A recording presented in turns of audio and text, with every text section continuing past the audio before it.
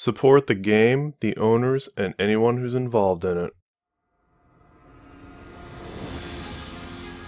Mechwarrior, Wild Rose. BattleTech Fiction by Lucien Dacier. Chapter 24. Over Kilremont Spaceport. New St. Andrews 4, The Periphery. Rimward of the Circinus Federation.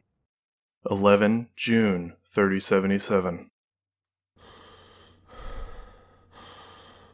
Have I damn it lost control? Can't recover! Going down! Don't think about it. I love you! I love you! Don't think about it. Target destroyed. Target destroyed. Marie's mouth opened and closed wordlessly. She knew what she'd seen, but it refused to register in her mind. That couldn't have happened. She hadn't just heard her mother die. Rachel must have punched out before the fighter fell apart. "You don't have time for this," her father's voice warned her. She swept her eyes wildly over the displays, looking for any sign of an ejection seat. At this distance, her patchwork sensor equipment couldn't pick out little details. A seat would disappear among all the fragments. She zoomed in as much as she could, frantically looking for any sign of a human shape. "Marie, pull up!" Pull up. Pull The Blossom's computer pull voice up, mirrored her father's pull warning. Pull up. She snapped back to pull reality up, in time to pull yank up, back on the control pull stick, up. pulling out of her dive before she could plow into the ground. She leveled off before looking back at her screens, trying to pick out details among all the burning fragments. She saw a bloom of what might be an ejection chute. "I'll take care of her," her father's voice said in her head. "You need to focus. The job's not done." She numbly looked at her sensor displays, seeing the icons of fusion reactors. The dropship was on a fast ascent, either headed for a hard landing or a full-on crash. A few escape pods were shooting out of it. She saw the Griffin dive out of the open drop door, but she could see the pilot was new to high-altitude drops. He was firing his jump jets too fast, going through his reaction mass when he was still too high to slow his fall. For her part, Marie could see the dropship's emergency maneuvering had put her off course, sending her away from the spaceport. Away from Bauer and the rest of Meridian's people, who would be trying to fight Carradine and the Circinans themselves. She banked hard, aiming for the spaceport. She couldn't help leaving the comm line open, waiting for any sign from her mother. The samurai ejection seat would put out a distress signal at least, something she could home in on later. "That's you, isn't it, McCloud?" Carradine's voice was eerily calm over the comm line. Marie ignored her. "I'm impressed. You came up with a strategy I didn't expect. And a whole dropship full of people. That's hardly the move I'd guessed out of you." She paused. "I trained you well." "Shut up!" Marie bit out. "This is nothing like what you trained me to do." "Keep telling yourself that." The distance to the spaceport passed in a haze around Marie. She swept her eyes over the board, mechanically checking the readouts and status of her mech. She'd suffered some armor damage from fighting on the Overlord, and she'd spent quite a bit of machine gun ammo, but everything was green otherwise. The only exception was the fuel alert blinking away on one side of the board, reminding her it was time to get to the ground, now. She descended to low altitude and pushed the mode lever to change the Blossom to an air mech, trying to draw out her remaining fuel as much as she could. "I'm guessing Wolfgang cracked," Carradine went on. "He told you how to handle defense, didn't he?" A subscreen lit up with a video feed from Fleetfoot. Marie glanced at it to see the little raptor was looming over a group of civilians, prisoners at the spaceport. She saw guards shoving a familiar, squirrely-looking man out of the line. Cohill was roughed up, his glasses gone and his clothes torn, but Marie still recognized him. "Did Wolf tell you what else I'd do?" Carradine asked, and a targeting ridicule appeared over Cohill. "Don't—" Marie began, but it was already too late. There was a flash of a laser and Cohill disappeared, disintegrating to ash in front of her. Carradine calmly turned her targeting reticule onto the next person in line. Marie switched off the connection before Carradine fired again. The knot in her stomach got tighter, feeling like she was about to explode inside. Her teeth clenched, she switched to the Hussar's lance channel. "Hoshino, are you really proud of yourself?" she asked. "Is this where you really stand?" "He can't hear you, McCloud," Carradine said tiredly. "I had him change frequencies the second I figured out what you were up to. And even if he could hear you, he knows where his loyalties lie. Idealism's fun for children's stories, but in the end it comes down to who'll take you in when no one else will have you." Marie killed the connection again. In the distance she saw the icons for the Charger and the Raptor split up and run into the cover of the trees outside the spaceport. Marie banked towards the Raptor. She closed in on Fleetfoot's signature, waiting for the targeting system to register it as in range. The second her targeting reticule turned green, she squeezed the trigger. Targeting. The Blossom's large laser flashed, sending a red beam into the forest. Not even waiting to see if she'd hit, she followed up with the medium lasers, their green beams joining the large's red one. She focused on the spot she'd aimed for, looking for any sign of a solid hit, only to catch herself at the last second and pull up before she plowed into the trees. The Blossom's feet took off the topmost branches of a few trees before she leveled off. As Marie tried to regain control of the Airmech's flight, laser beams stabbed out at her, raking over her arms and legs. "Still ticking. Good," Marie thought. "You don't get to die that easy." She banked around in a hard turn, coming around for another pass. She could barely see the Raptor as it moved through the trees under her, but the Blossom's sensors could pick out the other mech's signature easily enough, and she opened fire again. Lasers crisscrossed in midair as Carradine returned fire. Marie's eyes momentarily flickered to the wireframe image. It was yellow in a few places, but so far she was holding up. Meanwhile, Fleetfoot was living up to its name, zipping between trees and making itself a very difficult moving target. Combined with the difficulty of flying the Blossom, the most Marie could manage was to aim in Carradine's general direction and hope to get lucky. It was tempting to slow down and hover over the trees, at least taking her own wild movement out of the equation. She kept herself from doing that, though. Slowing down would also make her an easier target, and she didn't have the tree cover Carradine was taking advantage of. "Hold still!" she shouted, firing again into the woods. A large tree exploded under her laser fire, but the lithe form of the Raptor darted out of sight again. Before she could line up another shot, the lock-on alert blared. She turned into a clumsy roll as SRM launched up at her. They missed, barely, but they were followed with more laser beams. Marie grit her teeth together.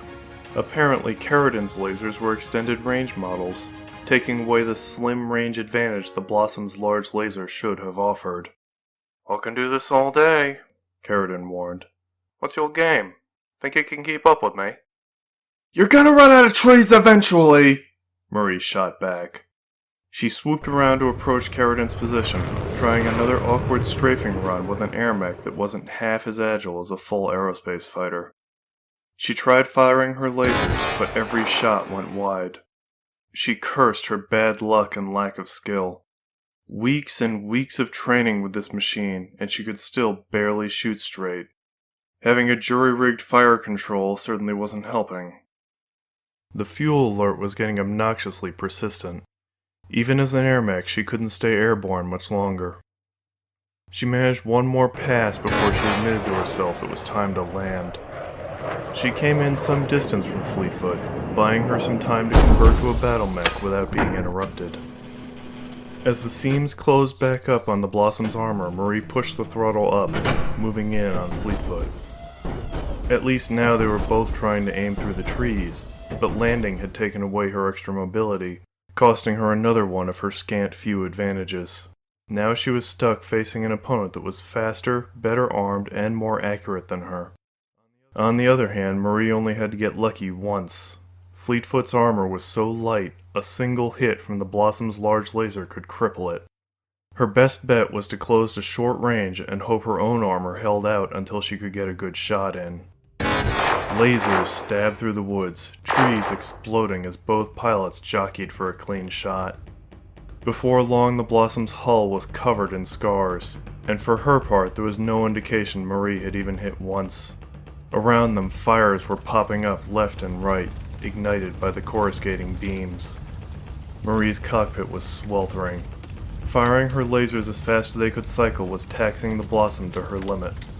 Sweat was dripping into Marie's eyes, making it even harder to line up a shot on the nimble Raptor.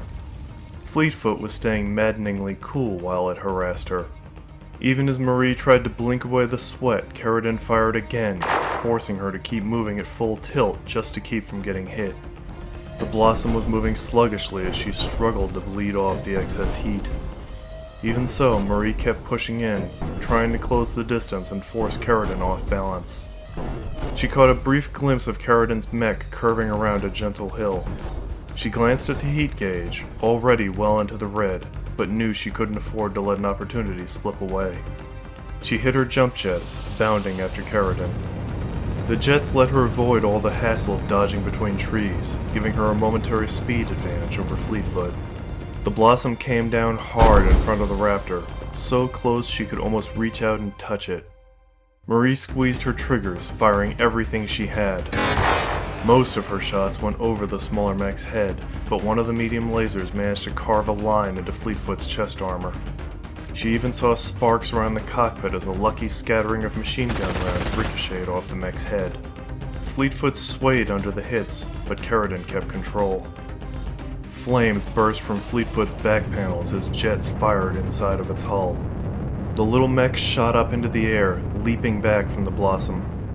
At the same time, it launched a pair of SRMs from a launcher at its hip. Marie could not dodge before they burst in front of her, coating the Blossom with flaming gel. The combination of her jumping and weapons fire, along with the Inferno rounds, pushed the Blossom past her limits. Screens began shorting out, and the Blossom's heat alerts were screaming. Warning. Heat levels critical. Emergency shutdown imminent, the computer announced. Marie took her eyes off the displays to frantically pound on the control board. She managed to hit the emergency override and keep the Blossom from shutting down, but it was still so hot in the cockpit that Marie swore she could feel her skin burning. Her mind raced. She hadn't had a plan when she'd come into attack. She just wanted to take Carradine out as quickly as possible. She'd thought she could stay in the air, but that was out now. She thought she could at least pin Fleetfoot down. Raptors didn't normally come with jump jets. It seemed Carradine had anticipated that, giving her little mech just enough mobility to stay ahead of the Blossom. The Inferno launcher was just an extra complication on top of it all. I don't have to beat you, you know, Carradine said over the comm. The way you're going, you'll either shut down or explode your own ammo. So what'll it be? Want to see how this ends? Marie's eyes flickered to her heat gauge, still trembling in the red. She knew Carradine had a point. She couldn't afford to keep going like this. But she also couldn't just give up now. She could see the damage on Fleetfoot's hull. She'd landed a few hits at least. Carradine had to be sweating too. It was why she was trying to taunt Marie into giving up. "Try me," Marie sent back. "I bet you break before I do." On top of the hill where it had landed, Fleetfoot planted its feet. Suit yourself. I thought you'd want to save the McClouds. But who knows? Maybe the galaxy's better off without your family. Marie's vision went red as Fleetfoot charged at her, moving into point-blank range and firing its Inferno launcher again. The missiles left the Blossom's whole upper body on fire. Swearing, Marie tried to aim at the charging Raptor, but did not squeeze her triggers. Her heat was so critical, firing anything would either shut down the reactor or explode her ammo. Carradine had to know that, and was taking advantage of it to move in so close that her own lasers wouldn't miss. Marie shifted her tactics and turned the Blossom in place, clenching her left fist. She braced for an attack, but Carradine didn't shoot. Not having the time to question why, she shifted her weight at the last moment and drove her massive left fist towards the charging mech. The Raptor ducked, dipping down on its bird-like legs and slipping under Marie's punch. The Blossom overbalanced, stumbling as Fleetfoot dashed past her. And then Carradine fired. The raptor's arms each held a medium and a small laser in an under-over arrangement. As Carradine shot past, the arms swung up and around to aim perfectly behind the mech, leveling all 4 lasers at Marie's hindquarters. Marie realized what was happening a split second too late as the lasers flashed into the Blossom's lightly armored back. Marie screamed in frustration and fear as alarm klaxons sounded through the cockpit, and parts of her wireframe immediately flickered red, signaling internal damage. Critical hit, large laser, The computer warned. Marie's heart sank as she saw the Lushan large laser wink out on her control board. Swearing luridly, she forced the Blossom to twist at her waist, bringing the left arm weapons pod up to aim at Fleetfoot. Unfortunately, the Blossom was still moving slowly from her accumulated heat, and Marie couldn't move the arm fast enough to track Fleetfoot before it disappeared into the woods again. Didn't know about that trick, did you? Carradine taunted. It's not just the rifleman that can flip its arms. Marie thought quickly. The large laser might be offline, but her arm weapons were still alive. She considered falling back, take a moment to bleed off the heat and refocus herself, but she shook her head at the thought. If she backed off, it would give Carradine a chance to slip away. The loss of the big laser would cool her off enough. She had to keep up the pressure. She hit her jump jets again to try and pursue Fleetfoot, but the Blossom barely got off the ground before another alert rang out. The jump jets cut out in midair, leaving her suddenly plummeting to the ground. Marie managed to land on her feet, but the impact still staggered her and set off alerts of leg damage. The Blossom stumbled and caught herself on a tree, barely managing to stay upright. Marie's eyes flickered over to the fuel gauge. It was empty. The Blossom used her aerospace fuel as jump jet reaction mass. It barely used any fuel to do so, but when the tank was virtually empty to begin with, even a single jump could drain her dry. She at least counted herself lucky she'd been keeping her jump arc low. She caught her balance and stood up away from the tree. They'd moved to a lighter part of the forest, so she could at least see Fleetfoot through the foliage. That was a good trick with the aerofighters, I'll give you that, Carradine said. but it wasn't enough. Deadfall just let me know they managed a hard landing a dozen clicks from here. They might need a couple hours to clean themselves up, but then they're back on schedule. So tell me, what's the rest of this plan? Wouldn't you like to know? Marie shot back. The heat gauge was dropping painfully slow. If she could keep Carradine talking for just a minute, she could cool off. Even as she thought this, one of Carradine's medium lasers hit the Blossom's head squarely dead center. Marie screamed as the view screen whited out, blinding her momentarily, and alarm klaxons sounded all through the cockpit. She fired her own lasers again, making sure Carradine knew she wasn't out of the fight, but she hit nothing but air. Alright, McCloud. Carradine's voice said over the comm line, cold and even. You want my recommendation? Run away. Are you really that scared of me? Marie asked. It's called professional courtesy. You impressed me. Congratulations. But all you've done is slow me down. Time to accept you've lost. I'm not out yet. Carradine sighed. You aren't watching the whole field, McCloud. Didn't you realize we're not the only ones out here? I was just giving him time to catch up. Blinking away after images from the laser strike, Marie looked down at the sensors to see another blip had appeared some time ago. It registered as an assault mech. Her heart sank as she realized what it was. Hoshino had put his Charger's land speed to good use. He must have floored it to keep up with the two of them in their game of cat and mouse. As Marie looked back up at the main display, she saw the Katamari coming into view over a ridge, putting himself into optimum LRM range. The Charger was a problem. Its armor could shrug off anything the Blossom could throw at it, and it had bigger guns than her to boot. Meanwhile, Fleetfoot was peeking out from the woods at her, stepping into view as Carradine was emboldened by the appearance of the much heavier mech. If you start running now, you might get away, Carradine said. I've got a mess to clean up, and frankly, you're not worth the effort. Cut your losses. Marie took a step towards her. Thoughts of running were gone. I won't give you the satisfaction, she hissed. Look at you, actually bloodthirsty, Carradine jeered. The Charger came up next to her, forming a solid metal block alongside her Raptor. It raised its powerful arms, the laser on one and the barrel fist on the other, making an intimidating display. That's how it always starts, you know. Ideals and innocence don't get to survive in this job. Watch yourself. Another year and you'll be sitting over here with me. I'm nothing like you, Marie snapped. Sure you are. You just don't want to admit it. I always saw potential in you. I've just helped draw it out. And now you're right where I was, once upon a time. It's just you and your mech, standing there all alone. No family left to go home to. No one has your back.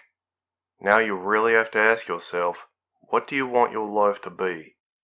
You want to stand up for principles no one else gives a damn about?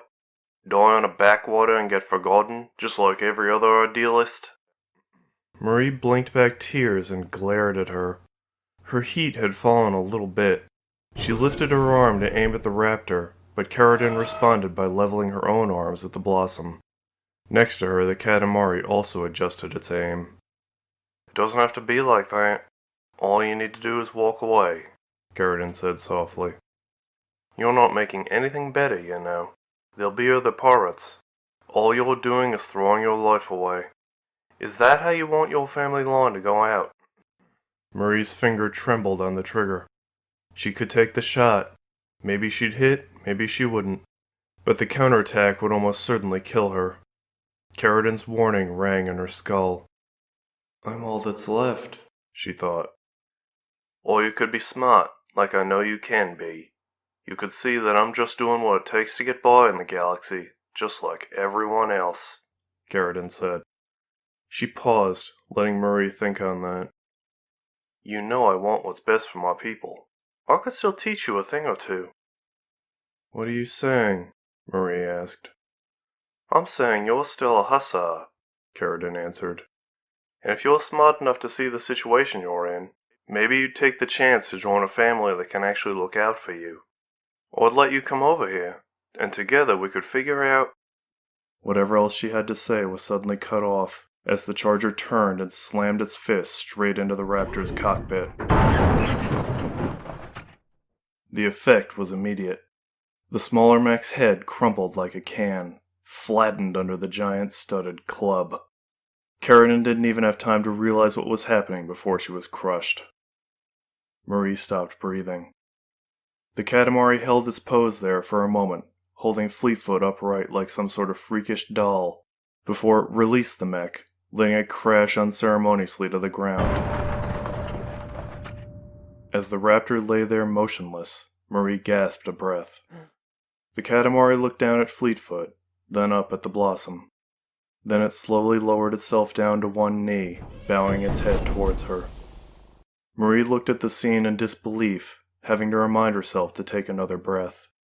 She hesitantly pushed the throttle up, slowly approaching the Katamari. Hoshino? She asked over the comm line. That is you, right? Yes, came his voice, uncharacteristically sullen. Her hands twitched on the control sticks, tentatively keeping the crosshairs on the Katamari's chest. Not that I'm complaining, but can I ask why? I heard a voice of reason, he answered. She wants to speak with you as well. Marie's brow furrowed in confusion. The Blossom sensors picked up a hiss of decompression as the Katamari's cockpit hatch cycled open. Her breath caught again as Rachel McCloud stepped out onto the mech's broad shoulder. End Chapter 24.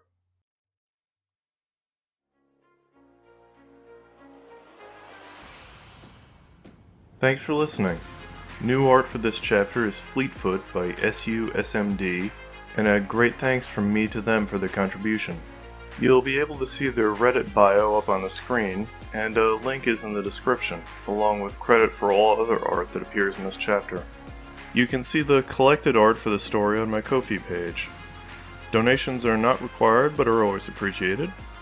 On that point, thank you Eadbald, Ageless Games, Umbrawar, and Gladius for your support. Like, comment, and subscribe if you think I earned it. Thanks again.